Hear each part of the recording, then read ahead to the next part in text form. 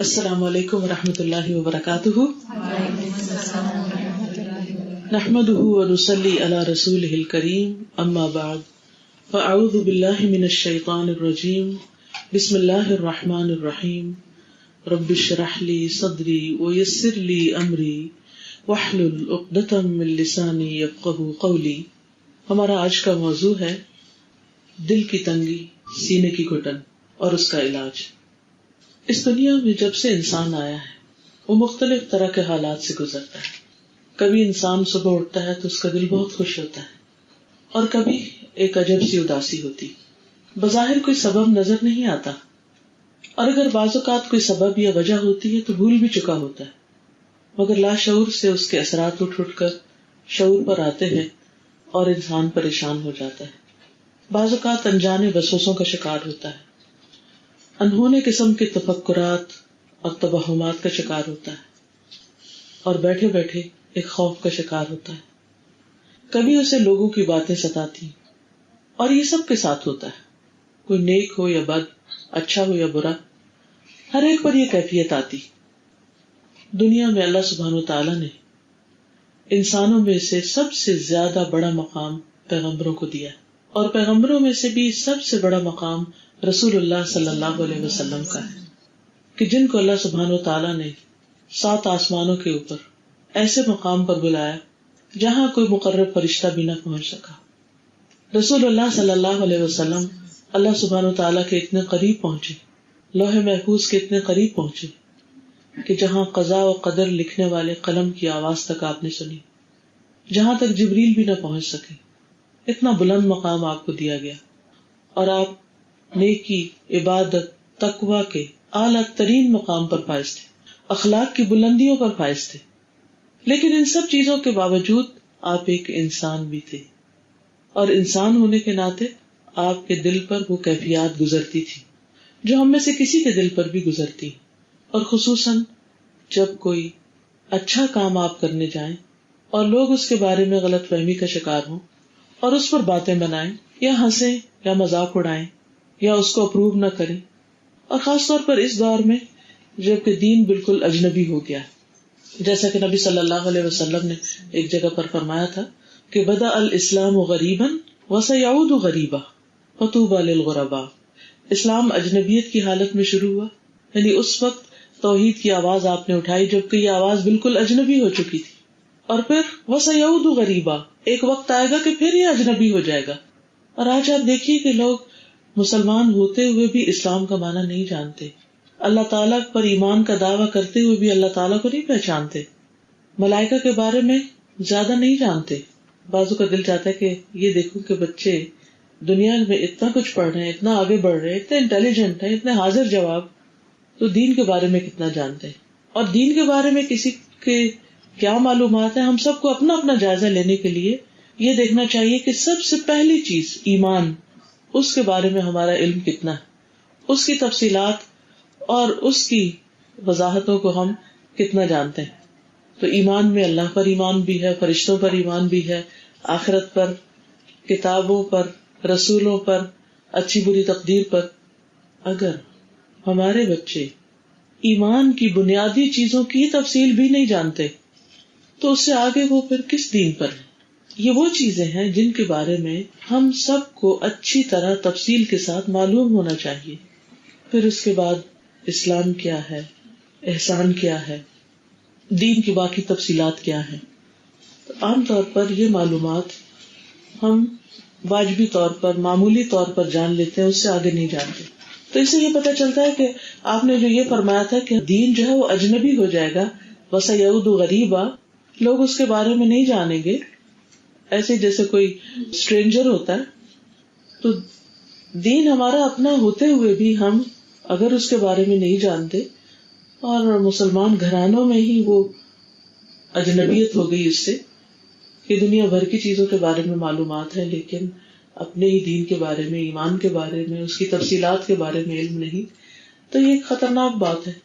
بہرحال ایسے دور میں جب کوئی شخص، یعنی افسوس کی بات تو یہ کہ جب کوئی شخص دین کی طرف آنے لگتا ہے، اس کو سمجھنے کی کوشش کرتا ہے، اس کو اپنانے کی کوشش کرتا ہے، تو اس وقت اس پر ہر طرف سے بوچھاڑ ہو جاتی. بعض اوقات اس پہ باتیں بنائی جاتی ہیں, مذاق اڑایا جاتا ہے, تانے دیے جاتے ہیں. تو ان باتوں کا نتیجہ کیا ہوتا ہے؟ انسان کا دل تنگ پڑنے لگتا ہے, وہ گھبرانے لگتا ہے, وہ سوچتا ہے میں جاؤں تو کدھر جاؤں.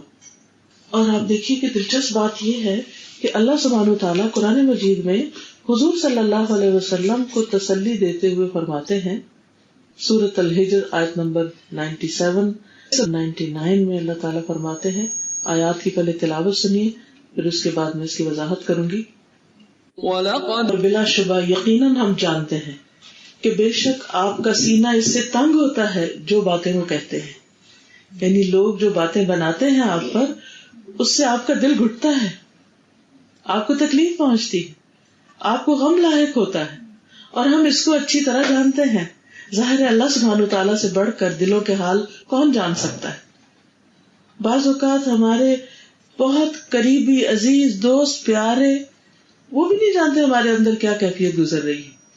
ہسبینڈ وائف کا رشتہ کتنا قریب کا ہوتا ہے. اللہ تعالیٰ فرماتے ہیں ہن لباس لکم وانتم لباس لہن, وہ تمہارا لباس ہے تم ان کا لباس. اتنے قریبی رشتے, لیکن ان کو بھی نہیں پتا ہوتا, ایک دوسرے کا نہیں پتا ہوتا کہ دل کی حالت کیا ہے.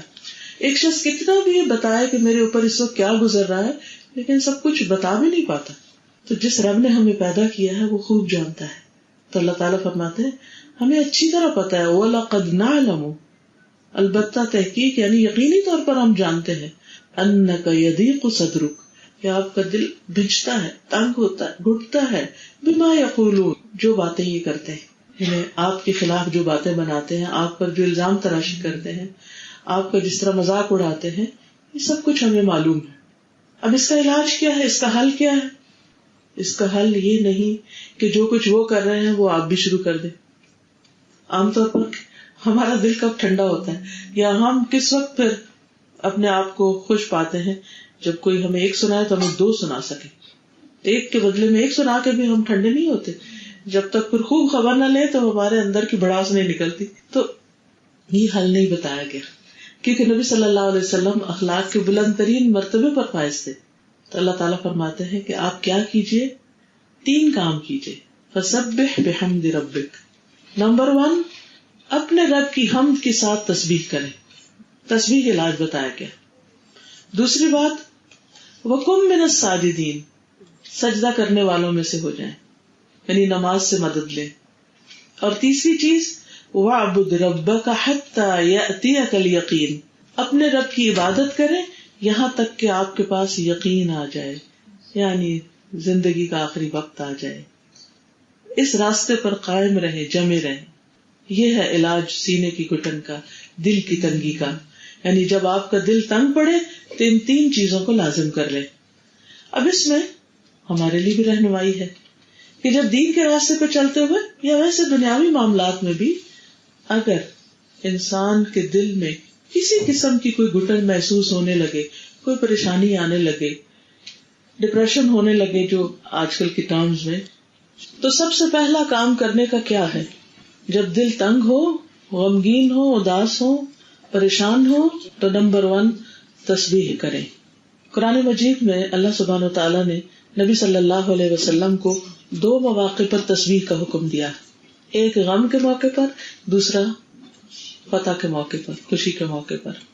تو مومن 2 حالتوں میں سے ایک حالت میں ہوتا ہے, یا اچھی حالت میں یا تکلیف کی حالت میں, یا غم ہوتا ہے یا خوشی ہوتی ہے. تو دونوں مواقع پر کیا کرنا ہے؟ اللہ کی تسبیح بیان کرنی. غم کا موقع تو یہ ہو گیا, خوشی کا موقع کون سا ہے؟ اذا جاء نصر اللہ والفتح ورأيت الناس يدخلون في دين الله افواجا فسبح بحمد ربك واستغفر انه كان توابا. کہ جب اللہ کی فتح اور مدد آ جائے اور آپ دیکھیں کہ لوگ دین میں فوج در فوج داخل ہونے لگے. ایک وہ وقت تھا کہ مذاق اڑایا جا رہا تھا, آپ اجنبی ہو گئے تھے, اور ایک وہ وقت ہے کہ آپ کا مشن کامیاب ہو گیا, آپ فتح سے ہمکنار ہو گئے. تو دونوں مواقع پر کیا کریں؟ فسبح بحمد ربک, اپنے رب کی حمد کے ساتھ اس کی تسبیح کریں. فسبح, تسبیح کا کیا مطلب ہوتا ہے؟ تسبیح کے 2 معنی. ایک ہے اللہ سبحانہ وتعالیٰ کی تعریف کرنا, اس کی خوبیوں کو بیان کرنا. دوسرا ہے ہر قسم کے نقص اور عیب سے اس کو پاک قرار دینا. کہ اللہ سبحانہ وتعالیٰ کی جتنی بھی صفات ہیں وہ ان میں کمال رکھتا ہے، کامل ہے. اور پھر تسبیح کے ساتھ حمد کا ذکر جو خاص طور پر آیا تو ہم تعریف کرنے کو کہتے ہیں، اور ہم اس تعریف کے لیے کہا جاتا ہے یا اس کی تعریف کے لیے استعمال ہوتا ہے جس کے اندر کمال بھی ہو اور وہ صاحب انعام بھی ہو، یعنی ہر لحاظ سے پرفیکٹ، اور یہ اللہ سبحانہ وتعالیٰ کے سوا کوئی نہیں. اور دوسری طرف کمال کے علاوہ صاحب انعام، یعنی نعمتیں دینے والا، انعام کرنے والا، دینے والا ہو، جنرس ہو. تو ہمیں جو کچھ ملا ہے صرف مجھے اور آپ کو نہیں، پوری دنیا کو. وما بکم من نعمت فمن اللہ، تمہارے پاس کوئی بھی جو نعمت ہے وہ اللہ کی طرف سے ہے. تو جتنی بھی نعمتیں ہیں ان سب پر کیا کریں؟ اللہ تعالیٰ کا شکر ادا کرے، اللہ کی تعریف کرے. فسبح بحمد ربک، اور پھر اس میں عملی طور پر کیا کرنا ہے، یعنی ایک دل میں تو یہ ہو کہ جس رب کو میں پکار رہا ہوں وہ رب ہر چیز پر قادر ہے، وہ حی قیوم ہے، زندہ ہے، قائم رکھنے والا ہے، وہ ہر چیز پر پوری قدرت رکھتا ہے، زمین و آسمان کی ہر چیز کا مالک ہے، ہر چیز کا مکمل علم رکھتا ہے، کوئی چیز بھی اس کے حکم اور اس کی قدرت سے باہر نہیں. لہذا میں اس رب کو پکار رہا. اور پھر زبان سے کیا کہے؟ سبحان اللہ، سبحان اللہ و بحمدہ، سبحان اللہ والحمد للہ ولا الہ الا اللہ واللہ اکبر. یعنی اس ذکر کی کثرت کر دینی چاہیے غم اور دکھ کے موقع پر. رسول اللہ صلی اللہ علیہ وسلم نے فرمایا، جس نے سبحان اللہ و بحمدہ دن میں 100 مرتبہ کہا اس کے گناہ معاف کر دیے جاتے ہیں، خاص سمندر کی جھاگ برابری کیوں نہ ہو. یعنی انسان تو ہر وقت خطائیں کرتا ہے، اور یہ ہمارے گناہ ہی ہوتے ہیں، ہماری اپنی زیادتیاں ہوتی ہیں کہ جس کی وجہ سے ہمارے لیے مشکلات آتی ہیں، کیونکہ اللہ سبحانہ وتعالیٰ کسی پر ظلم نہیں کرتا. تو ان مشکلات اور ان بوجھوں کو ہٹانے کا طریقہ کیا ہے؟ اللہ سبحانہ وتعالیٰ کا ذکر کیا جائے اور اس کی تسبیح کی جائے. اور اس کی سب سے بڑی مثال یونس علیہ السلام کی مثال ہے کہ جب وہ مچھلی کے پیٹ میں چلے گئے تھے تو اس وقت غم کے مارے ان کا جو حال ہوا تھا، اس کو تھوڑا سا آپ سمجھ سکتے ہیں کہ اگر آپ کبھی لفٹ پہ جا رہے ہوں اور لفٹ سٹک ہو جائے درمیان میں اور اس کی لائٹ آف ہو جائے، حتیٰ کہ آف نہ بھی ہو، روشن بھی ہو، شیشے کی لفٹ میں بھی جا رہے ہوں، تب بھی وہ جو دیوار کے سامنے سے گزرتا ہے اور تھوڑی سا جو بلاکیج آتا ہے تو ایسے دل بند ہوتا ہے کہ یہ کسی تنگ جگہ پر پھنس گئے ہم، یا کبھی کسی کمرے کے اندر ہو یا کسی بھی ایسی جگہ پر جہاں پر آپ کو شدید تنہائی کا احساس اور ایک خوف کی لہر دوڑ جائے آپ کے اندر. تو اس وقت سوچیں کہ اس وقت کو امیجن کر کے سوچیں کہ یونس علیہ السلام کا حال کیا ہوا ہوگا کہ جب وہ مچھلی کے پیٹ میں ایک تنگ جگہ، اندھیرے میں ایک گندی جگہ، ایک اسٹمک تھا، تو وہ کیسی جگہ ہوگی کہ جہاں وہ پہنچ گئے اور آنن فانن پہنچ گئے، ادھر کشتی سے گرائے گئے اور ادھر مچھلی کے پیٹ میں چلے گئے، اور مچھلی بھی لے کے سمندر کے اندر اتر گئی. تو سمندروں کے اندھیرے، مچھلی کے پیٹ کے اندھیرے اور غم کے اندھیرے. تو اللہ سبحانہ وتعالیٰ سورۃ الانبیاء 87 اور 88 میں فرماتے ہیں، آیت بہت مشہور ہے، آپ سب نے سن رکھی ہوگی. اور مچھلی والے کو جب وہ غصے سے بھرا ہوا چلا گیا، بس اس نے اپنی قوم پر غصے ہوئے تھے اور ان کو چھوڑ کے ناراض ہو کے چلے گئے تھے. اللہ کے پیغمبر ہیں لیکن انسان ہے نا، تو اس لیے ایسی کیفیات آتی ہیں. اور جب کوئی انتہائی تنگ کر دے تو غصہ آ جانا ہیومن نیچر ہے. تو غصے سے بھرا ہوا چلا گیا. اس نے سمجھا کہ ہم اس پر گرفت تنگ نہ کریں گے، اس کو پکڑ نہیں سکتے. تو اس نے اندھیروں میں پکارا کہ تیرے سوا کوئی معبود نہیں، لا الہ الا انت سبحانک، تو پاک ہے، انی کنت من الظالمین، یقیناً میں ظلم کرنے والوں میں سے ہو گیا ہوں. تو ہم نے اس کی دعا قبول کر لی اور اسے غم سے نجات دے دی. اور اسی طرح ہم ایمان والوں کو نجات دیتے ہیں، یعنی باقی بھی جو ایمان رکھتے ہیں ان کو بھی ہم اس کلام کے ساتھ اس طریقے پر دعا مانگنے کی وجہ سے نجات دیتے ہیں. تو یہ ہمارا یقین ہونا چاہیے کہ اللہ سبحانہ وتعالیٰ کی بات سچی ہے. وَمَنْ أَصْدَقُ مِنَ اللَّهِ قِيلًا وَمَنْ أَصْدَقُ مِنَ اللَّهِ حَدِيثًا. اللہ سے بڑھ کر اپنی بات میں سچا کون ہو سکتا ہے؟ تو یہ اللہ کی بات بالکل سچی بات ہے کہ انہوں نے غم میں پکارا اور اللہ تعالیٰ نے ان کا غم دور کر دیا. اور کن الفاظ سے پکارا؟ لا الہ الا انت سبحانک انی کنت من الظالمین. دوسری جگہ پر اللہ تعالیٰ فرماتے فلولا انہ کان من المسبحین للبث فی بطنہ الی یوم یبعثون. پھر اگر بات یہ نہ ہوتی کہ بے شک وہ تسبیح کرنے والوں میں سے تھا تو یقیناً اس مچھلی کے پیٹ میں اس دن تک رہتا جس میں لوگ اٹھائے جائیں گے. یعنی اللہ تعالیٰ صاف فرما رہے ہیں کہ اگر یونس علیہ السلام تسبیح نہ کرتے تو قیامت تک مچھلی کے پیٹ میں ہی رہتے, وہ اس غم میں ہی رہتے. وہ مچھلی کا پیٹ ان کے لیے ان کی قبر بن جاتا, قیامت تک اس میں رہتے, اس سے نہ نکالے جاتے. تو اس سے کیا پتہ چلتا ہے کہ رنج, غم, دکھ, تکلیف کے موقع پر بر وقت علاج کرنا اور صحیح علاج کرنا بہت ضروری ہے. اور وہ کیا ہے؟ اللہ کا ذکر اور اس کی تسبیح, اور پورے یقین کے ساتھ اس تسبیح کو ادا کرنا. نبی صلی اللہ علیہ وسلم نے فرمایا وہ جو ذنون یعنی یونس علیہ السلام کی دعا ہے جب وہ مچھلی کے پیٹ میں تھے, یعنی لا الہ الا انت سبحانک انی کنت من الظالمین, جب بھی کوئی مسلمان کسی معاملے میں ان الفاظ کے ساتھ اپنے پروردگار سے دعا کرے تو وہ دعا اس کے لیے ضرور قبول ہوگی. یہ مسند احمد کی روایت ہے کہ ضرور اس کا غم دور کیا جائے گا, اس کی مشکل آسان کی جائے گی. اور ویسے بھی حقیقت یہ ہے کہ اللہ کی یاد, اللہ کا ذکر دلوں کے لیے اطمینان کا باعث ہے, ڈر, غم, خوف دور کرنے کا نسخہ ہے. رسول اللہ صلی اللہ علیہ وسلم نے فرمایا جو شخص رات سے خوف کھائے کہ وہ اسے پریشان کرے گی, بعض اوقات ایسا ہوتا ہے نا انسان اکیلا گھر میں رہ جاتا ہے یا ویسے ہی اندھیرے سے ڈر لگتا ہے, یا کہیں ٹریولنگ میں ہے اور راستے میں ایسی جگہ پر رک گئی ہے گاڑی جہاں اندھیرا ہی اندھیرا ہے, تو جو شخص رات سے خوف کھائے کہ وہ اسے پریشان کرے گی, یا مال کے ساتھ بخل کرے کہ وہ خرچ ہو جائے گا یعنی پیسے جانے کا غم ہو, یا دشمن کے سامنے بزدلی کرے کہ وہ اسے قتل کر دے گا, تو اسے چاہیے کہ وہ اس قول کی کثرت کر دے. یعنی جب بھی انسان یہ محسوس کرے کہ وہ دوسرے اس پر غالب آ جائیں گے یا اس کا کوئی نقصان ہو جائے گا, یعنی کسی بھی قسم کا وہم, فکر, غم جو بعض اوقات اچانک ہی دل میں آ جاتا ہے, فوراً تسبیح شروع کر دینی چاہیے, چاہے آیت کریمہ ہو, چاہے سبحان اللہ و بحمدہ ہو, چاہے لا الہ الا اللہ ہو. پھر نہ صرف یہ کہ غموں کو دور کرنے کا ذریعہ ہے بلکہ اللہ سبحانہ تعالیٰ سے قرب کا احساس بھی ہوتا ہے اللہ کے ذکر سے.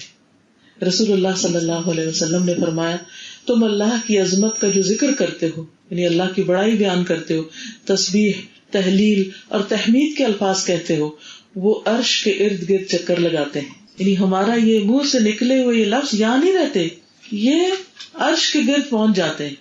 ان کی ایسی بھنبھناہٹ ہوتی ہے جیسے شہد کی مکھیوں کی بھنبھناہٹ ہوتی ہے. کبھی آپ نے اس کو سنا ہوگا کر کے, وہ اپنے کہنے والے کا اللہ کے ہاں ذکر کرتے ہیں, یعنی اللہ تعالیٰ کو یاد دلاتے ہیں. تو اللہ تعالیٰ فرماتے ہیں نا فاذکرونی اذکرکم, تم میرا ذکر کرو, مجھے یاد کرو, میں تمہیں یاد کروں گا. تو یہ کلمات وہاں پہنچ جاتے ہیں اور یاد کراتے ہیں. کیا تم میں سے کوئی شخص اس بات کو پسند نہیں کرتا کہ ایک چیز مسلسل اللہ کے ہاں اس کا ذکر کرتی رہے؟ تو جو چاہتا ہے کہ اس کا ذکر اللہ کے ہاں ہوتا رہے وہ پھر ان کلمات کی تسبیح کرتا رہے. پھر یہ اللہ کی رحمت پانے کا ذریعہ ہے. حمیزہ بنت یاسر اپنی دادی یسارہ سے روایت کرتی ہیں اور وہ مہاجرات میں سے تھی, یعنی مکہ سے ہجرت کر کے گئی تھی, کہ رسول اللہ صلی اللہ علیہ وسلم نے ہم سے فرمایا تم لوگ تسبیح یعنی سبحان اللہ و بحمدہ یا سبحان اللہ بھی, تحلیل لا الہ الا اللہ, اور تقدیس یعنی کہ اللہ سبحانہ تعالیٰ کی پاکی بیان کرنا, اور انگلیوں کے پوروں پر گنا کرو یعنی انگلیوں پر گنا کرو, اس لیے کہ قیامت کے دن ان سے سوال کیا جائے گا. ہاتھ بولیں گے نا اور یہ انگلیاں بولیں گی. اس زمانے میں تو شاید لوگوں کو سمجھ نہ آتا کہ انگلیاں کیسے بولیں گی. آج جو ہمارے آئی فون بولتے ہیں یا ہمارے ٹیپ ریکارڈر بولتے ہیں تو یہ بات سمجھنا کچھ مشکل نہیں. انگلیاں بولیں گی اور تم غافل نہ ہونا کیونکہ اس سے تم اسباب رحمت گنوا دو گی. یعنی اگر اللہ کا ذکر نہیں کیا تو رحمت کا سبب ہے یہ ذکر, تو یہ ضائع ہو جائے گا. پھر آسمان کے دروازوں کا کھلنا. ابو ہریرہ رضی اللہ عنہ سے روایت ہے کہ نبی صلی اللہ علیہ وسلم نے فرمایا جب بھی بندہ خالص ہو کر لا الہ الا اللہ کہتا ہے، لا الہ الا اللہ، یعنی جب ہر طرف سے تنگ ہو جاتا ہے نا تو تنہائی میں آ بیٹھے اور اپنے رب کو پکارے لا الہ الا اللہ، تو آسمان کے دروازے کھول دیے جاتے ہیں، یہاں تک کہ عرش تک پہنچ جاتا ہے کلمہ، جب تک انسان کبیرہ گناہوں سے بچتا رہے، یعنی اس کی پکار، اس کی فریاد فوراً پہنچتی. پھر اسی طرح الحمدللہ کہنا میزان کو بھر دیتا ہے. سبحان اللہ اور الحمدللہ کہنا آسمان اور زمین کے درمیان جتنی جگہ ہے سب کو بھر دیتا ہے. یعنی اتنی بڑی چیز ہے، اتنے بڑے کلمات ہیں یہ، لیکن عام طور پر ہمیں یقین چونکہ نہیں ہوتا، اس لیے ان کی ویلیو نہیں کرتے، ان کو اس توجہ کے ساتھ نہیں پڑھتے. بعض اوقات پڑھتے بھی ہیں، دھیان کہیں ہوتا ہے، سن کچھ اور رہے ہوتے ہیں، دیکھ کچھ اور رہے ہوتے ہیں، کر کچھ اور رہے ہوتے ہیں، اور صرف سبحان اللہ کہہ رہے ہوتے ہیں. ٹھیک ہے، نہ کہنے سے وہ بہتر ہے. میں نہیں کہتی کہ نہیں کہنا چاہیے ایسے، اور انسان کسی آئیڈیل ٹائم کا انتظار کرے کہ جب کوئی مسئلہ نہیں ہوگا تو پھر بیٹھ کے کروں گا، وہ ہماری زندگیوں میں کم ہی ہوتا ہے. لیکن جتنا وقت ملے، جہاں ملے، جب ملے، کوشش یہ کرنی چاہیے کہ جو کہہ رہے ہیں وہ ذرا سوچ بھی لیں. اگر 100 دفعہ پڑھا اور اس میں سے 7 دفعہ ہی سوچ لیے تو بھی بڑی بات ہے. پھر اسی طرح ایک اور روایت میں آتا ہے کہ رسول اللہ صلی اللہ علیہ وسلم نے فرمایا اپنا بچاؤ حاصل کر لو، اپنے آپ کو پروٹیکٹ کر لو. صحابہ نے کہا اللہ کے رسول صلی اللہ علیہ وسلم کیا دشمن آ گیا؟ کیونکہ مدینہ پر ہر وقت دشمنوں کے آنے کا خوف پر ایک افواہیں اڑا کرتی تھی، تو ان کا دھیان فوراً انہی کی طرف گیا. آپ نے فرمایا نہیں، تمہارا بچاؤ جہنم سے سبحان اللہ والحمد للہ ولا الہ الا اللہ واللہ اکبر یہ پڑھو. یعنی یہ پڑھنا تمہارے لیے آگ سے بچاؤ کا ذریعہ ہے، کیونکہ یہ کلمات قیامت کے دن تمہارے پیچھے آ کر تمہارا بچاؤ کریں گے. اور یہی کلمات باقیات صالحات ہیں. وہ قرآن مجید میں آتا ہے نا المال والبنون زینت الحیات الدنیا، مال اور بیٹے دنیا کی زندگی کی رونق ہے. والباقیات الصالحات خیر عند ربک ثوابا وخیر عملا. تو اس لیے ان کلمات کو بھولنا نہیں چاہیے. عموماً یہ ہوتا ہے کہ بال بچوں کی مصروفیات میں، دنیا کے کاموں میں ہم ذکر کرنا بھول جاتے ہیں یا ایکٹیو ذکر کرنا بھول جاتے ہیں. تو یہ کلمات قیامت کے دن ہمارے فائدے کے ہیں جب مال اور بیٹے کام نہیں آئیں گے. یوم لا ينفع مال ولا بنون، جس دن مال اور بیٹے کام نہیں آئیں گے بلکہ دور بھاگ جائیں گے. یوم یفر المرء من اخیہ وامہ وابیہ، جس دن انسان بھاگ جائے گا اپنی ہی ماں سے، اپنے ہی باپ سے، اپنے ہی بیٹے سے، اپنی ہی بیوی سے، کوئی کسی کو نہیں پوچھے گا. اس دن انسان کا یہ کیا ہوا ذکر اس کے کام آئے گا. پھر اسی طرح انسان جو ہے وہ اللہ سبحانہ وتعالیٰ کا ایک طرح سے مقروض ہے، تو تسبیحات کے ذریعے انسان دراصل اپنے آپ کو آزاد بھی کرواتا ہے. رسول اللہ صلی اللہ علیہ وسلم نے فرمایا بے شک بنی آدم کے ہر انسان کو، یعنی آدم کی اولاد کے ہر انسان کو 360 جوڑوں پر پیدا کیا گیا ہے. بس جو شخص اللہ اکبر، الحمدللہ، لا الہ الا اللہ، سبحان اللہ، استغفر اللہ کہے اور مسلمان کے راستے سے پتھر یا کانٹا یا ہڈی ہٹا دے یا نیکی کا حکم دے یا برائی سے روکے، تو یہ اس کے 360 جوڑوں کے شمار کے برابر ہے. اور وہ اس دن جب شام کرے گا تو اپنے نفس کو جہنم کی آگ سے دور کر لے گا. یعنی یہ چھوٹے چھوٹے کام، چھوٹی چھوٹی نیکیاں جن کو ہم معمولی سمجھتے ہیں، یہ بھی اکٹھی ہو کر انسان کے لیے آگ سے رہائی کا باعث بنے گی. پھر اسی طرح گناہوں کو جھاڑنے کا ذریعہ بھی ہے. انس رضی اللہ عنہ سے روایت ہے کہ رسول اللہ صلی اللہ علیہ وسلم ایک ایسے درخت کے پاس سے گزرے جس کے پتے سوکھ چکے تھے، تو آپ نے اس پر لاٹھی ماری جس سے پتے جھڑنے لگے. پھر آپ نے فرمایا الحمدللہ وسبحان اللہ ولا الہ الا اللہ واللہ اکبر. اس کو پڑھنے سے بندے کے گناہ اس طرح جھڑتے ہیں جس طرح اس درخت کے پتے جھڑے. اچھا، اس سے یہ بھی پتہ چلتا ہے کہ نبی صلی اللہ علیہ وسلم کی تعلیم دینے کا انداز کتنا نیچرل تھا اور ایکٹیویٹی بیسڈ تھا، کہ پہلے آپ نے درخت کے پتے جھاڑ کے ان کو پورا سین دکھایا، اور پھر وہ جب ایسی کوئی چیز نظر آتی ہے تو انسان پوری طرح متوجہ ہو جاتا ہے. اور خصوصاً پتوں کا گرنا کبھی بھی آپ اگنور نہیں کر سکتے. اگر آپ کسی روڈ سے بھی جا رہے ہو نا اور پتے گر رہے ہو تو آپ لازماً غور کریں گے ان پر. تو نبی صلی اللہ علیہ وسلم نے پتے گرا کے پہلے پھر ان کو بتایا کہ تم اگر یہ تسبیحات پڑھو گے تو تمہارے گناہ بھی پتوں کی طرح جھڑ جائیں گے، گر جائیں گے. اور پھر ایک اور روایت میں تو آتا ہے کہ 1000 خطائیں گرانے کا ذریعہ ہے. سعد رضی اللہ تعالیٰ عنہ سے روایت ہے کہ ہم آپ صلی اللہ علیہ وسلم کے پاس تھے تو آپ نے فرمایا تم میں سے کوئی ہر دن 1000 نیکیاں کمانے سے کیا عاجز ہے، کما سکتا ہے؟ تو آپ کے پاس بیٹھے لوگوں میں سے کسی نے پوچھا کہ کیسے ممکن ہے کہ ہر روز ہم 1000 نیکیاں کریں، یعنی مطلب یہ کہ 1000 نیکی کے کام کریں. تو آپ نے فرمایا جو شخص 100 مرتبہ سبحان اللہ پڑھتا ہے اس کے لیے 1000 نیکیاں لکھی جاتی ہیں یا اس کی 1000 خطائیں مٹا دی جاتی ہیں.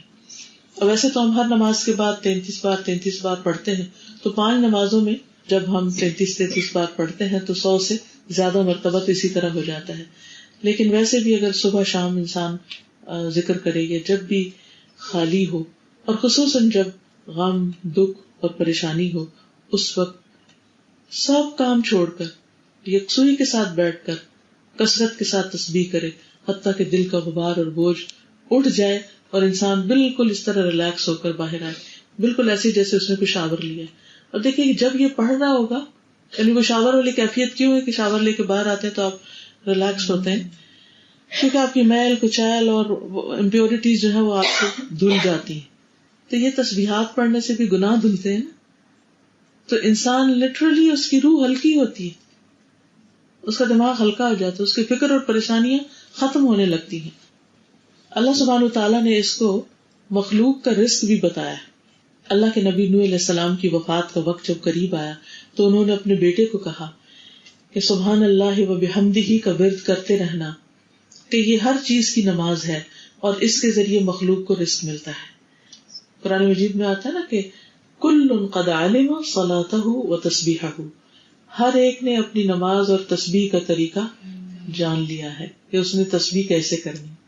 ساری مخلوق کو پتا ہے اس نے تسبیح کیسے کرنی ہے. اور پھر ایک اور جگہ پر آتا ہے وَإِن مِّن شَيْءٍ إِلَّا يُسَبِّحُ بِحَمْدِهِ، کوئی چیز ایسی نہیں جو اللہ کی تسبیح نہ کر رہی ہو. وَلَٰكِن لَّا تَفْقَهُونَ تَسْبِيحَهُمْ، تم ان کی تسبیح نہیں سمجھتے.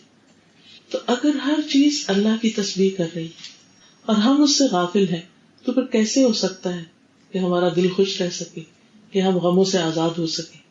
پھر بدترین مخلوق تسبیح نہیں کرتی، کیونکہ ساری مخلوق کرتی ہے تو جو نہیں کرتا وہ بدترین مخلوق کہلائی.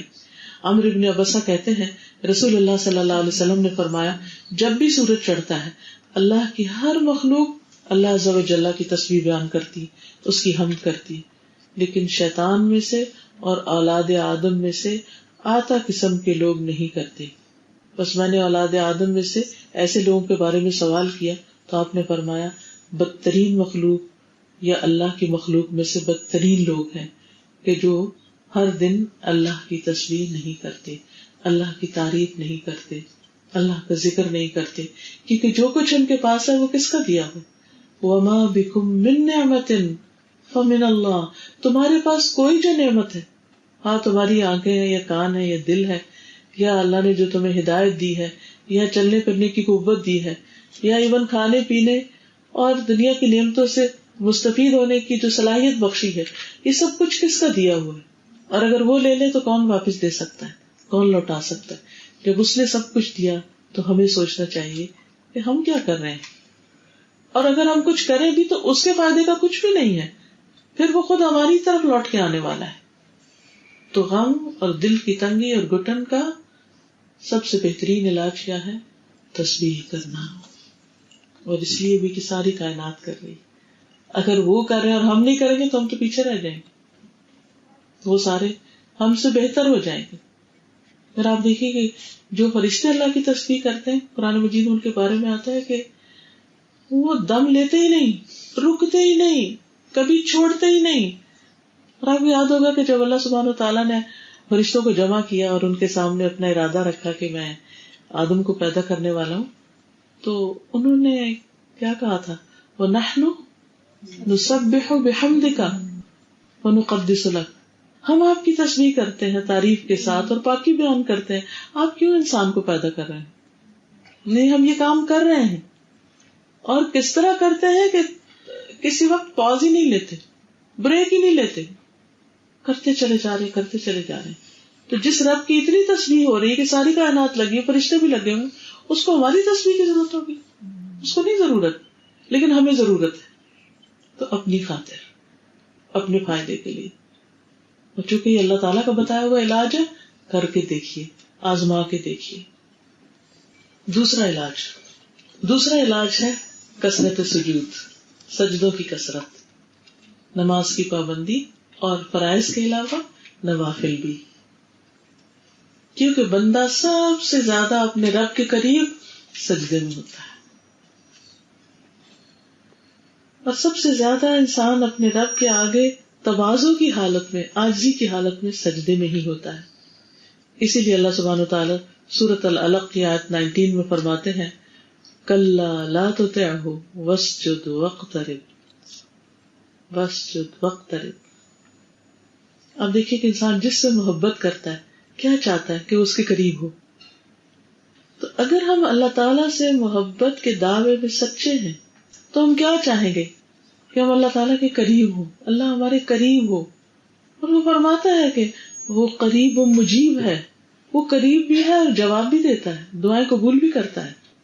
تو اس کا قرب پانے کے لیے، اس کے قریب ترین ہونے کے لیے سجدہ کرنے کی ضرورت ہے، اور سجدہ نماز میں ہی ہوتا ہے. تو اللہ تعالیٰ فرماتے ہیں کہ جو تمہیں سجدے سے روکتے ہیں ان کی بات نہیں مانو، ان کا کہنا نہیں مانو، اور سجدہ کر کے اپنے رب کے قریب ہوتے چلے جاؤ. اور یہاں سجدہ بول کے اصل میں نماز مراد ہے، یعنی نماز ادا کرو، کیونکہ سجدے کے بغیر نماز ہوتی نہیں. تو سجدہ اور نماز کا سب سے بڑا فائدہ یہ ہے کہ انسان اپنے رب کے قریب ہو جاتا ہے. اسی وجہ سے آپ دیکھیں کہ شیطان سب سے زیادہ جو کام مشکل بناتا ہے وہ نماز ہی. بعض لوگ ایک گھنٹہ جم میں ایکسرسائز کرتے ہیں، سخت مشقت کرتے ہیں اور خوشی سے کرتے ہیں یا ناخوشی سے، لیکن نماز میں سستی کرتے ہیں، نماز کے وقت تھک جاتے ہیں، نماز کی طرف نہیں جاتے. تو کس قدر بدبختی کی بات ہے. لیکن کیوں نہیں جاتے؟ کیونکہ شیطان ان کو یہ بہت مشکل بنا کے دکھاتا ہے. اور جیسے قرآن مجید میں آتا ہے نا وَإِنَّهَا لَكَبِيرَةٌ إِلَّا عَلَى الْخَاشِعِينَ، ہے ہی بھاری چیز، بڑی چیز ہے، مگر خشوع کرنے والوں کے لیے، ان کے لیے بڑی نہیں. نماز روشنی بھی ہے. حدیث میں آتا ہے الصلاۃ نور، پھر اللہ کی یاد کا ذریعہ ہے. سورۃ طٰہٰ میں اللہ تعالیٰ فرماتے اننی انا اللہ لا الہ الا انا فاعبدنی واقم الصلاۃ لذکری. بے شک میں ہی اللہ ہوں. جب موسیٰ علیہ السلام سے اللہ تعالیٰ بات کر رہے تھے نا تو اس وقت فرمایا یہ میں ہی ہوں اللہ، میرے سوا کوئی معبود نہیں، میری عبادت کرو اور میری یاد کے لیے نماز قائم کرو. انسانوں کو جب ہم یاد کرتے ہیں تو کیا کرتے ہیں؟ فون کرتے ہیں، فون اٹھاتے ہیں، میسج کرتے ہیں، فون کرتے ہیں، بات کرتے ہیں. کوئی بھی ایک نارمل کال کتنی دیر کی ہوتی؟ 5 منٹ سے لے کر 1 گھنٹے تک بھی ہو سکتی.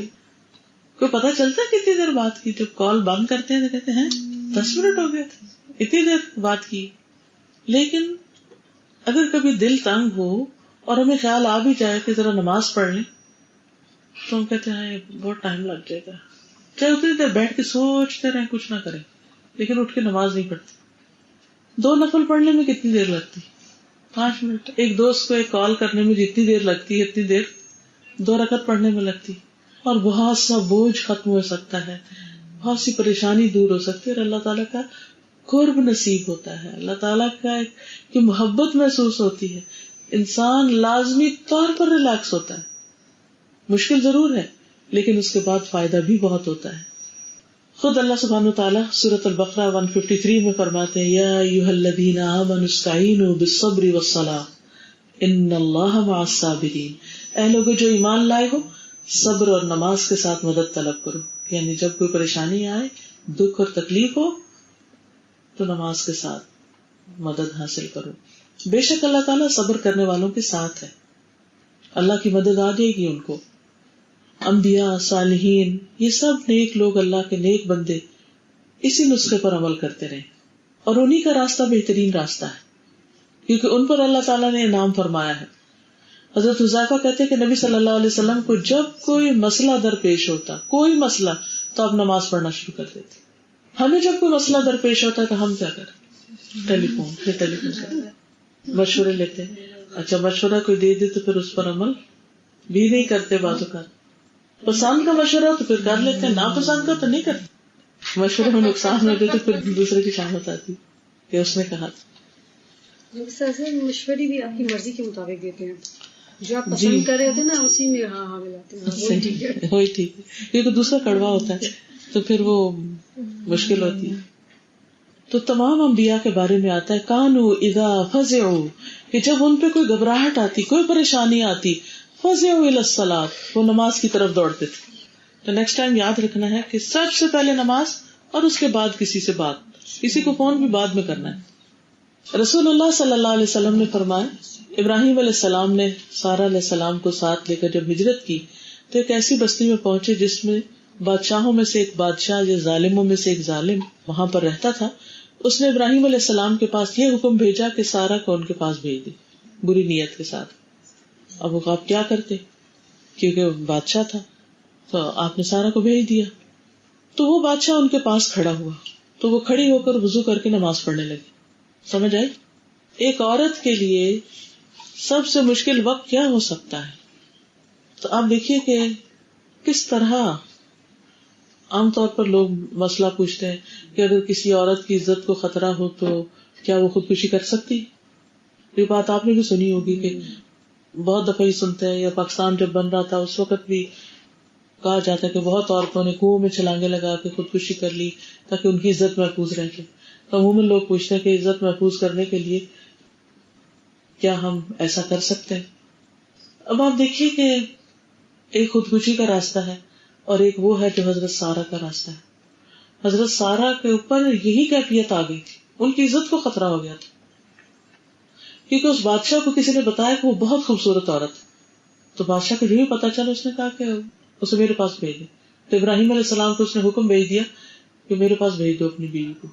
انہوں نے بھیج دیا تو وہ پہنچی تو وضو کر کے نماز پڑھنا شروع کر دیا. انہوں نے کہنے لگی اے اللہ، اگر میں تجھ پر اور تیرے رسول پر ایمان رکھتی ہوں تو مجھ پر اس کافر کو مسلط نہ کر. کہتے ہیں کہ بادشاہ کا سانس گلے میں پھنسنے لگ گیا، یہاں تک کہ گر کے ایڑیاں رگڑنے لگا، وہ کچھ نہ کر سکا ان کا. اور پھر جب وہ جانے لگی تو ساتھ حضرت ہاجرہ کو دیا. ایسا کیوں ہے کہ ہمیں مشکل وقت میں ذکر، نماز، تسبیح یاد نہیں رہتی، ہم اللہ کو گڑ گڑا کے نہیں پکارتے. اور یہاں پر آپ دیکھیے کہ وہ وسیلہ پکڑتی ہیں ایمان کا کہ اللہ اگر تو جانتا ہے کہ میرا تجھ پہ ایمان ہے، تیرے رسول پر ایمان ہے، تو پھر مجھے اس مصیبت سے نجات دے. بعض اوقات ہم دین کے راستے میں ہوتے ہیں اور ہم دین کی وجہ سے مشکل میں آ جاتے ہیں تو دین کو وسیلہ نہیں بناتے کہ اللہ میں تیرے راستے پر ہوں، میں سب سے ہٹ کر، سب کو چھوڑ کر تیری طرح متوجہ ہوئی. اگر تو مجھے تنہا چھوڑ دے گا، تو میری مدد نہیں کرے گا تو میں کیا کروں گی. تو دیکھیے کیسے نہیں دعا سنی جاتی. لیکن ہمیں پکارنا نہیں آتا، ہم اس وقت یہی بھول جاتے، شیطان بھلوا دیتا. پھر سجدوں کی کثرت سے مدد، صرف دنیا کے لیے نہیں آخرت کے لیے بھی. تو ربیہ بن کعب اسلمی کہتے ہیں کہ میں رسول اللہ صلی اللہ علیہ وسلم کے پاس رات گزارتا تھا، آپ کے لیے استنجا اور وضو کا پانی بھر کے لاتا تھا. تو ایک دن آپ نے فرمایا کہ مانگو. تو میں نے عرض کیا کہ میں جنت میں آپ کا ساتھ چاہتا ہوں. آپ نے فرمایا اس کے علاوہ کچھ اور مانگو. میں نے عرض کیا بس یہی چاہتا ہوں. دوبارہ پوچھا، اگلے دن پوچھا، پھر وہی مانگا، جنت ہی چاہتا ہوں اور کچھ نہیں چاہیے. تو آپ نے فرمایا اگر میرے ساتھ جنت میں رہنا چاہتے ہو تو سجدوں کی کثرت سے میری مدد کرو. تو اس سے یہ پتہ چلتا ہے کہ نہ صرف یہ کہ دنیا میں بلکہ آخرت میں انسان کے لیے کامیابی کی کنجی ہے نماز، سجدوں کی کثرت. مادان بن ابی طلحہ کہتے ہیں کہ میں صوبان سے ملا، میں نے ان سے عرض کیا مجھے کوئی حدیث سناؤ، امید ہے کہ اللہ تعالیٰ مجھے اس سے نفع عطا فرمائیں گے. وہ کہتے ہیں کہ وہ خاموش رہے. پھر میں نے یہی عرض کیا تو وہ خاموش رہے. پھر میں نے عرض کیا مجھے کوئی حدیث سنائے، وہ پھر خاموش رہے. پھر مجھے فرمانے لگے تم اللہ کے لیے سجدہ کیا کرو، کیونکہ میں نے رسول اللہ صلی اللہ علیہ وسلم کو یہ فرماتے ہوئے سنا ہے جو بندہ بھی اللہ تعالیٰ کو ایک سجدہ کرے تو اللہ تعالیٰ اس سجدے کی وجہ سے اس کا ایک درجہ بلند فرما دیتے ہیں اور ایک خطا معاف کر دیتے ہیں. تو درجوں کی بلندی کا ذریعہ ہے. اچھا وہ بار بار اصرار کر رہے تھے اور وہ خاموش کیوں تھے؟ تاکہ طلب اور بڑھ جائے اور پھر جو بتایا جائے وہ مان لیا جائے، اس پر عمل بھی ہو جائے. اب آپ دیکھیں کہ اس کمیونیکیشن کے دور میں انفارمیشن کی بھرمار ہر طرف سے انفارمیشن پور ہو رہی اور عمل اتنا ہی کم ہو گیا. ہم سب بہت کچھ جاننے لگ گئے لیکن کرتے نہیں ہیں، جس کے نتیجے میں پھر ہمارا حال نہیں بدلتا، ہم وہیں کا وہیں کھڑے ہوتے ہیں۔ پھر اسی طرح سجدوں کی وجہ سے انسان اللہ کی حفاظت میں ہوتا ہے، اللہ کے ذمے میں ہوتا ہے۔ رسول اللہ صلی اللہ علیہ وسلم نے فرمایا جس نے صبح کی نماز پڑھی وہ اللہ کے ذمے میں ہے، اللہ اس کی حفاظت کا ذمہ لیتا ہے، کوئی اس کا کچھ نہیں بگاڑ سکتا۔ بس اللہ تم سے اپنی حفاظت کے بارے میں کسی چیز کا مطالبہ نہ کرے، جس سے یہ مطالبہ کرے گا یقیناً اسے اپنی گرفت میں لے گا اور اس کو منہ کے بل جہنم میں گرائے گا۔ پھر اسی طرح یہ ہے کہ رحمت پانے کا ذریعہ ہے، جب انسان سمجھے کہ وہ رحمت کا محتاج ہے اور زیادہ محتاج ہے تو پھر نماز کی طرف توجہ کرے گا۔ اقیموا الصلاۃ وآتوا الزکاۃ وأطیعوا الرسول لعلکم ترحمون۔ پھر اسی طرح انسان جب نماز میں کھڑا ہی ہوتا ہے تو اللہ تعالیٰ کی رحمت اس کی طرف متوجہ ہو جاتی ہے۔ دا مومنٹ آپ اللہ اکبر کر کے ہاتھ باندھتے ہیں تو آپ سمجھے کہ آپ اللہ کی رحمت تلے آ گئے۔ حدیث میں آتا ہے جب تم میں سے کوئی آدمی نماز کے لیے کھڑا ہوتا ہے تو رحمت الہی اس کی طرف متوجہ ہو جاتی ہے۔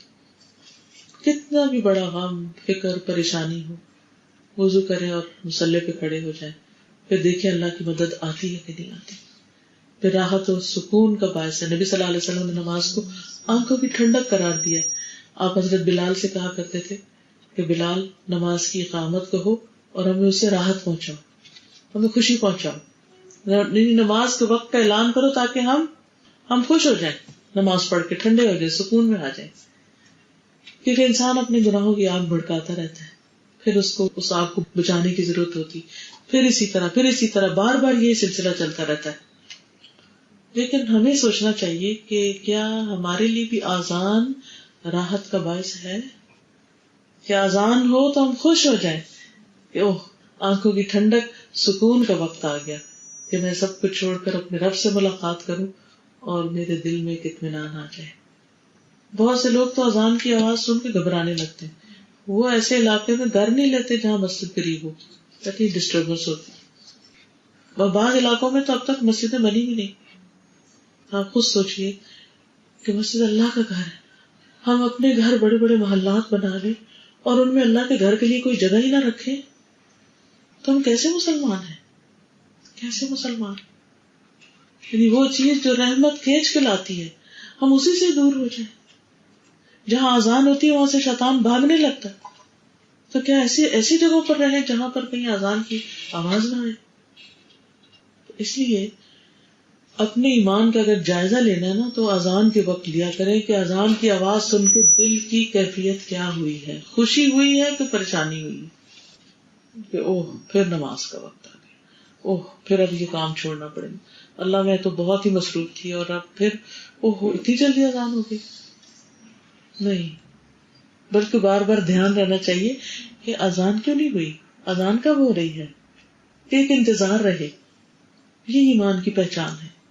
اور خوشی سے جائے نماز کی طرف بڑھے، بھاگتے ہوئے، نہ کہ سستی کے مارے۔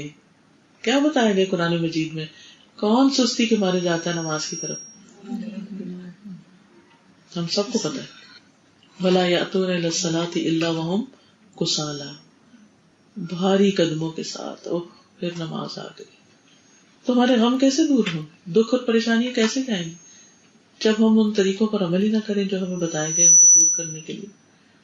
پھر قرآن مجید میں سورۃ البقرہ میں اللہ تعالیٰ فرماتے ہیں ان الذین آمنوا وعملوا الصالحات واقاموا الصلاة وآتوا الزکاة لهم اجرهم عند ربهم ولا خوف علیہم ولا هم يحزنون۔ بے شک وہ لوگ جو ایمان لائے اور انہوں نے نیک اعمال کیے اور نماز قائم کی اور زکوٰۃ ادا کی، ان کے لیے ان کا اجر ان کے رب کے پاس ہے، ان پر نہ کوئی خوف ہوگا نہ وہ غمگین ہوں گے۔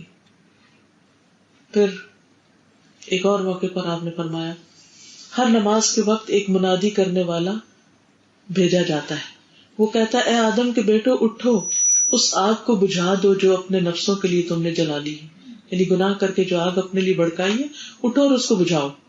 وہ کھڑے ہوتے ہیں، مکمل وضو کرتے ہیں تو ان کی آنکھوں سے گناہ جھڑتے ہیں، نماز پڑھتے ہیں تو ان دونوں نمازوں کے درمیان ہونے والے گناہ بخش دیے جاتے ہیں۔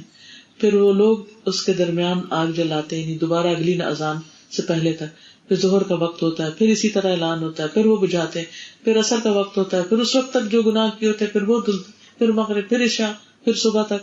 تو یہ جو اللہ تعالیٰ نے دن کے مختلف کناروں پر ہمارے لیے یہ موقع رکھا اور اس کو فرض قرار دے دیا، یہ اسی لیے ہے کہ ہم ساتھ کے ساتھ اپنی صفائی دھلائی کرتے جائیں.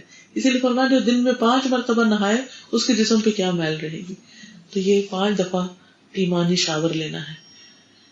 اور پھر آپ نے فرمایا بعض لوگ بھلائی کی حالت میں رات گزارنے والے ہیں اور بعض شر کی حالت میں. ظاہر جو نماز پڑھے بغیر سوئے وہ شر کی حالت میں رات گزار رہے ہیں. پھر یہ کہ انسان کو ہلکا کرنے کا باعث ہے. حدیث میں آتا ہے بندہ جب نماز کے لیے کھڑا ہوتا ہے تو اس کے سارے گناہ لا کر اس کے کندھے پہ رکھ دیے جاتے ہیں. جب وہ رکوع کرتا ہے، سجدہ کرتا ہے تو سب گر جاتے ہیں. لیکن ہم نے کبھی اس طرح امیجن نہیں کیا. یہ سلسلہ صحیحہ کی حدیث. پھر گھبراہٹ دور کرنے کا ذریعہ قرآن مجید میں اللہ تعالیٰ فرماتے ہیں ان الانسان خلق ہلوعا اذا مسہ الشر جزوعا واذا مسہ الخیر منوعا الا المصلین الذین هم علی صلاتهم دائمون. بلا شبہ انسان تھوڑا دلا بنایا گیا، چھوٹی سی بات اس کو اپسٹ کر دیتی ہے. جب اسے کوئی تکلیف پہنچتی ہے تو گھبرا اٹھتا ہے اور اس گھبراہٹ میں بعض اوقات انسان بڑے بڑے فیصلے کر لیتا ہے. اور جب مال ملتا ہے تو بخیل بن جاتا ہے سوائے نماز ادا کرنے والوں کے کہ ان کے دلوں میں وسعت ہوتی ہے. وہ جو اپنی نماز پر ہمیشہ اختیار کرنے والے یعنی بہت پابندی کے ساتھ اس کو ادا کرتے ہیں. پھر فرشتوں کی دعائیں ملتی ہیں نماز پڑھنے والوں کو. نبی صلی اللہ علیہ وسلم نے فرمایا جو شخص نماز کے بعد اپنی جائے نماز پہ بیٹھا رہتا ہے، بعد میں بھی تسبیحات کرتا ہے، ذکر کرتا ہے، تو فرشتے اس پر صلات پڑھتے رہتے ہیں. فرشتوں کی اس پر صلات کیا ہے؟ اے اللہ اسے معاف کر دے، اے اللہ اس پہ رحم کر دے. یعنی انسان نماز پڑھ چکا ہے، وہ خود بھی اپنے لیے دعا کر رہا ہے اور فرشتے بھی ساتھ کر رہے ہیں، تو اس کو بھی محسوس کیا کرے کہ اس وقت میرے لیے اور بھی دعائیں کر رہے ہیں. ہم ایک ایک کی منت کر رہے ہیں میرے لیے دعا کرنا دعا کرنا. تو کہاں ہم ایک کام کرنا شروع کرتے ہیں اور خود بخود دعائیں آنے لگتی ہیں. اور پھر وہ اگر اگلی نماز کا انتظار کرتا ہے تو فرشتے اس پر اس وقت تک صلات پڑھتے رہتے ہیں. جیسے حرم میں لوگ ہوتے ہیں ایک نماز کے بعد ایک نماز کے لیے بیٹھے رہتے ہیں وہاں پر، انہیں نماز کے علاوہ کوئی چیز نہیں بٹھاتی کیونکہ نہیں ہوتا ہے اٹھیں گے جگہ چلی جائے گی، تو اس لیے وہیں بیٹھ کے انتظار کرتے رہتے. کسی چیز کی کوئی اٹریکشن انہیں وہاں سے نہیں اٹھاتی، کوئی نیند کی اٹریکشن، کھانے کی، کسی اور چیز کی. بیٹھے ہیں بیٹھے ہیں بیٹھے ہیں. تو کبھی ان بیٹھے ہوئے لوگوں کو دیکھ کر سوچا کریں کہ جتنی دیر بیٹھے ہیں اتنی دیر ان کے لیے فرشتے دعائیں کرتے جا رہے ہیں کرتے جا رہے ہیں کرتے جا رہے ہیں کہ اللہ ان کو معاف کر دے، اللہ ان پہ رحم کر دے، اللہ ان کو معاف کر دے، ان کو پر رحم کر دے. پھر یہ کہ انسان کو برائی اور بے حیائی سے بھی روکتی ہے، برائیوں کو دور کرنے کا ذریعہ ہے. پھر اسی طرح بری صفات انسان کے اندر سے ختم ہوتی. تو اس لیے غم، دکھ، بوجھ، سینے کی تنگی، ان سب چیزوں کا علاج نماز میں ہے. اور ویسے بھی آپ دیکھیں کہ جب آپ وضو کرتے ہیں پانی آپ کے جسم کو چھوتا ہے، ویل کو چیل اترتا ہے، تو کچھ تھکاوٹ تو اسی وقت اتر جاتی ہے، کچھ سکون اس میں آ جاتا ہے. اور اس کے بعد جب آپ کھڑے ہو کر پڑھتے ہیں، ذکر اذکار کرتے ہیں، ساتھ آپ کی ایکسرسائز بھی ہو رہی ہوتی. اور جب آپ نماز پڑھ کے اٹھتے ہیں تو یقیناً اپنے آپ کو ہلکا محسوس کرتے ہیں. تو اگر کوئی فرض نمازوں کی پابندی کرتا رہے تو بھی بڑے مسئلے حل ہو جاتے ہیں، اور وقت کی پابندی کے ساتھ، اور اس کے علاوہ جب اس کا دل چاہے سوائے زوال کے اوقات کے. تیسرا علاج ہے عبادت پر دوام، یعنی کنٹینیوٹی. یہ نہیں کبھی کچھ کر لیا اور کرا تو بہت کچھ کر لیا اور پھر سب کچھ چھوڑ چھاڑ کے بیٹھ گئے، پھر کسی دن جوش آیا تو پھر بہت کچھ کر لیا اور پھر چھوڑ دیا. نہیں، پابندی، کنسسٹنسی، کنٹینیوٹی. اور اس کے بارے میں اللہ تعالیٰ فرماتے ہیں سورۃ الانعام آیت نمبر 125 میں اللہ تعالیٰ کا ارشاد ہے جس شخص کے بارے میں اللہ تعالیٰ چاہتا ہے کہ اسے ہدایت دے، اسے راہ دکھائے، اسے گائیڈ کرے، اسے کوئی ڈائریکشن دے، اسے نفع مند علم دے، اس کا سینہ اسلام کے لیے کھول دیتا ہے، اس کا دل کھل جاتا ہے، اسے دین کی باتوں سے محبت ہونے لگتی، اس کے اندر وسعت آنے لگتی، اس کو خوشی نصیب ہوتی. اور جسے چاہتا ہے کہ گمراہ کر دے اور اس کا سینہ تنگ کر دیتا ہے، گھٹا ہوا ہو جاتا ہے، گویا وہ مشکل سے آسمان میں چڑھ رہا ہے، اسی طرح اللہ ان لوگوں پر گندگی ڈال دیتا ہے جو ایمان نہیں لاتے، یعنی پھر ان کے اندر دل کی تنگی اور گھٹن اور ایک سختی آ جاتی ہے. اور سینے کا بوجھل ہونا یا دل کا گھٹنا یہ انسان کے لیے دنیا کا سب سے بڑا مسئلہ ہے. آج آپ دیکھیں کہ بے شمار لوگ دل کی تنگی اور پریشانی کا شکار ہوتے ہیں. نہ دن کو چین آتا ہے اور نہ رات کو چین آتا ہے، نہ نیند سکون کی ہوتی ہے اور نہ دن کے وقت کوئی آرام نصیب ہوتا ہے. وجہ کیا ہے؟ اللہ کے ذکر سے منہ موڑنا، عبادت میں غفلت برتنا. حدیث میں آتا ہے نبی صلی اللہ علیہ وسلم نے فرمایا، اے ابن آدم، میری عبادت کے لیے اپنے آپ کو فارغ کر لو، وقت نکالو، میں تیرے سینے کو بے نیازی سے بھر دوں گا، دل کو مطمئن کر دوں گا اور تمہارا فقر دور کر دوں گا، یعنی تمہاری محتاجی دور کر دوں گا. اور اگر تو نے ایسا نہ کیا تو میں تیرے سینے میں مصروفیات بھر دوں گا، طرح طرح کے اندیشے اور فکر پا کے، اور تیرا فقر زائل نہیں کروں گا، تیری محتاجی دور نہیں کروں گا. اور محتاجی کسی بھی چیز کی ہو سکتی. پھر اسی طرح انسان جب عبادت کرتا ہے تو اس کا حق ہے کہ اللہ ایسے بندے کو عذاب نہ دے اور اس کے لیے آسانی فرمائے. ایک اور جگہ پر آتا ہے، ابن عباس کو حضور صلی اللہ علیہ وسلم نے فرمایا تھا جب آپ ان کے ساتھ سواری پر بیٹھے ہوئے ان کے پیچھے ہی سفر کر رہے تھے کہ احفظ اللہ یحفظک، احفظ اللہ تجدہ تجاہک. کیا بیٹے، اللہ کی حفاظت کرو، وہ تمہاری حفاظت کرے گا. اللہ کی حفاظت کرو، تم اسے اپنے سامنے پاؤ گے. اللہ کی حفاظت، اللہ تعالیٰ تو ہماری حفاظت کرتا ہے. مطلب یہ ہے کہ اللہ کی حدود کی حفاظت، اللہ تعالیٰ کے احکامات کی حفاظت، اللہ نے جو فرائض عائد کیے ان کی حفاظت. والذین هم علی صلاتهم یحافظون، یعنی نمازوں کی حفاظت، وضو کی حفاظت کہ بے وضو نماز نہ پڑھے انسان، اپنے اوقات کی حفاظت، امانتوں کی حفاظت، وعدوں کی حفاظت، قسموں کی حفاظت. ان تمام چیزوں کی حفاظت کا ذکر قرآن مجید میں آتا ہے. تو ان چیزوں کی حفاظت جو انسان کرے گا اللہ تعالیٰ اس کی حفاظت کرے گا، اس کو پروٹیکٹ کرے گا اور تم اللہ کو اپنے سامنے پاؤ گے. یعنی مطلب یہ ہے کہ وہ ہر مشکل اور غم کے وقت تمہارا ساتھ دے گا، تمہاری مدد کرے گا. ایسے لوگوں کو عرش کا سایہ نصیب ہوگا. حدیث میں آتا ہے 7 قسم کے لوگ ہیں جنہیں قیامت کے دن اللہ تعالیٰ اپنے عرش کے سائے میں جگہ دے گا جس دن کوئی سایہ نہ ہوگا. اور اس میں سے ایک وہ نوجوان جس کی جوانی اللہ کی عبادت میں گزری. پھر اسی طرح اللہ تعالیٰ کو وہ کام پسند ہے جو مسلسل کیا جائے، چھوڑا نہ جائے، چاہے وہ چھوٹا سا ہی کیوں نہ ہو. اور اس سے فائدہ یہ ہوتا ہے کہ انسان پھر گرو کرتا رہتا ہے. مثلا اگر کوئی شخص کسی دن بہت کچھ کھا لے اور پھر کئی دن تک کچھ بھی نہ کھائے تو کبھی بھی صحت مند نہیں ہو سکتا. اسی طرح اگر کوئی شخص رمضان میں تو خوب عبادت کر لے اور اس کے بعد سب کچھ چھوڑ کے بیٹھ جائے، یا حج کر لے اور اس کے بعد کچھ نہ کرے، تو یہ انسان کے لیے درست نہیں. مطلوب کیا ہے کہ تسلسل کے ساتھ عبادت کی جائے. کیونکہ یہاں اللہ تعالیٰ نے غم سے بچنے کا تیسرا طریقہ جو بتایا، وَاعْبُدْ رَبَّكَ حَتَّىٰ يَأْتِيَكَ الْيَقِينُ، زندگی کے آخری دن تک عبادت کرتے رہو. اور نبی صلی اللہ علیہ وسلم حالانکہ اللہ تعالیٰ کے محبوب بندے تھے، لیکن شکر گزاری کے لیے رات کو اتنا لمبا قیام کرتے کہ آپ کے پاؤں پر ورم آ جاتا. اور جب آپ سے کہا گیا کہ آپ اتنی مشقت کیوں کرتے ہیں، فرمایا کہ افلا اکون عبدا شکورا، کیا میں اللہ کا شکر گزار بندہ نہ بنوں. پھر اسی طرح عمرو بن مرہ جوہنی کہتے ہیں کہ قبیلہ بنو قزاع میں سے ایک شخص رسول اللہ صلی اللہ علیہ وسلم کی خدمت میں حاضر ہوا. عرض کیا، میں گواہی دیتا ہوں کہ اللہ کے سوا کوئی معبود نہیں اور آپ اللہ کے رسول ہیں، اور میں 5 نمازیں پڑھتا ہوں، رمضان کے روزے رکھتا ہوں، اس کا قیام بھی کرتا ہوں، یعنی تراویح پڑھتا ہوں، زکوٰۃ دیتا ہوں. آپ نے فرمایا جو شخص ان اعمال پر فوت ہوا وہ صدیقین اور شہداء میں سے ہے، یعنی سیدھے راستے پر ہے.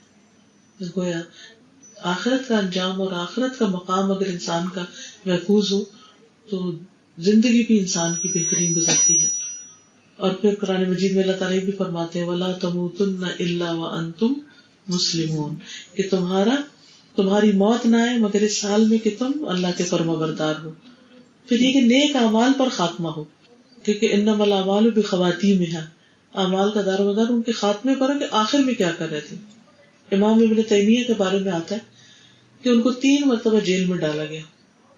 تیسری مرتبہ جب ان کو جیل میں بھیجا گیا تو وہ عرصہ کچھ لمبا تھا اور ان کی جیل میں ہی وفات ہوئی تھی. تو ان کے ساتھ ان کے بھائی اور ان کے ایک شاگرد ابن القیم الجوزیہ بھی ان کے ساتھ تھا. تو ان کے بھائی روایت کرتے ہیں کہ ابن تیمیہ نے میرے ساتھ 80 مرتبہ قرآن پڑھا تھا. 80 بار.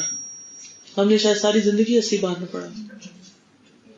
اگر ہم سال میں صرف ایک قرآن ختم کرتے ہیں تو ہماری زندگی مثلاً 40 سال ہے تو ہم نے 10 سال کی عمر میں بھی قرآن شروع کیا ہو سال میں ایک دفعہ پڑھنا تو کتنے پڑھے ہوں بالکل. یا رمضان میں ایک کر لیتے ہیں تو بہرحال انہوں نے کچھ ہی عرصے میں 80 قرآن مجید ختم کیے. اور کہتے ہیں کہ 81ویں بار جب وہ سورۃ القمر کی ان آیات پر پہنچے جو آخری آیات ہیں، ان المتقین فی جنات و نہر، کہ متقی لوگ جنتوں اور نہروں میں ہوں گے، یعنی ایسی جنتوں میں جن کے نیچے نہریں بہ رہی ہوں گی. اور پھر فی مقعد صدق عند ملیک مقتدر، سچائی کی جگہ پر، سچے مقام پر، بہترین مقام پر، اس با اقتدار بادشاہ کے پاس، یعنی اللہ سبحانہ و تعالیٰ کے پاس ان کا مقام ہوگا. کہتے ہیں جب وہ اس آیت پر پہنچے تو ان کی روح پرواز کر گئی اور وہ اپنے جیل میں رہنے پر شکر ادا کرتے تھے. قلعے میں بند تھے وہ. کہتے ہیں میں اگر یہ پورا قلعہ سونے کا بھر کے اللہ کی راہ میں صدقہ کر دوں اس شکر پر کہ مجھے انہوں نے جیل میں بھیج دیا ہے، کہ میرے پاس عبادت کا وقت مل گیا مجھے، تو بھی میں شکر ادا نہیں کر سکتا. اور ان لوگوں کے حق میں دعا کرتے تھے کہ اللہ ان کا بھلا کرے. اور وہ کہا کرتے تھے کہ میری جنت میرے سینے میں ہے، میرے دشمن میرا کچھ نہیں بگاڑ سکتے، میں جہاں بھی ہوں میری جنت میرے ساتھ ہے. اگر مجھے قتل کر دیں گے تو میں شہید ہو جاؤں گا، اور اگر میرا ایگزائل کر دیں گے، مجھے نکال دیں گے تو میرے لیے سیاحت ہے، میں اور ملک دیکھوں گا جا کے. اور اگر مجھے آئسولیٹ کر دیں گے، سب سے ہٹا کر اکیلے جیل میں ڈال دیں گے، تو وہ میری رب کے ساتھ خلوت ہے، میرا رب میرے ساتھ ہے، میں اس سے باتیں کروں گا.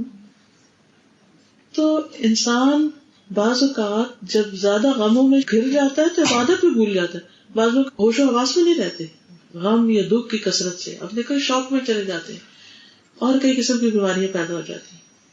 لیکن جو شخص اپنی زندگی میں اپنے رب سے راضی ہو گیا، رضیت باللہ ربا وبالاسلام دینا وبمحمد النبی صلی اللہ علیہ وسلم، تو اس کے لیے پھر موت بھی اللہ سے ملاقات کا ذریعہ ہو جاتی ہے اور وہ اس کی تیاری میں بھرپور طریقے سے لگ جاتا ہے. تو وَاعْبُدْ رَبَّكَ حَتَّىٰ يَأْتِيَكَ الْيَقِينُ، اور پھر اچھے کام کرتے ہوئے اسی حال میں اللہ سے جا ملتا ہے. حذیفہ کہتے ہیں کہ ایک مرتبہ میں نے اپنا سینہ نبی صلی اللہ علیہ وسلم کے لیے تکیہ بنا رکھا تھا. آپ نے فرمایا جو شخص لا الہ الا اللہ کا اقرار کرے اللہ کی رضا چاہنے کے لیے اور اسی پر اس کا اختتام ہو تو وہ جنت میں داخل ہوگا. جو شخص اللہ کی رضا کے لیے ایک دن کا روزہ رکھے اور اسی حال میں چلا جائے تو وہ جنت میں داخل ہوگا. جو شخص اللہ کی رضا کے لیے صدقہ کرے اور اسی پر اس کا اختتام ہو تو وہ جنت میں داخل ہوگا. یعنی آخری عمل جو کچھ ہوگا اس کے مطابق انسان اٹھے. اور اگر احرام کی حالت میں کوئی موت ہو جائے تو قیامت کے دن تلبیہ پکارتا وہ اٹھے گا.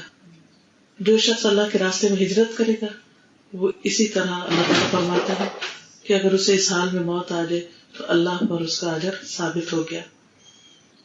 ایک اور روایت میں آتا ہے کہ 3 قسم کے آدمیوں کا ذمہ اللہ پر ہے.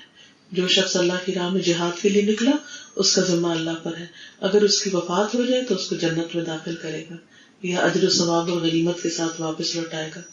دوسرا وہ آدمی جو مسجد کی طرف گیا تو وہ بھی اللہ کے ذمے میں ہے، اگر اس کی وفات ہو جائے تو اللہ اس کو جنت میں داخل کرے گا کیونکہ وہ اللہ کے راستے پر ہے یا اجر و ثواب کے ساتھ لوٹائے گا.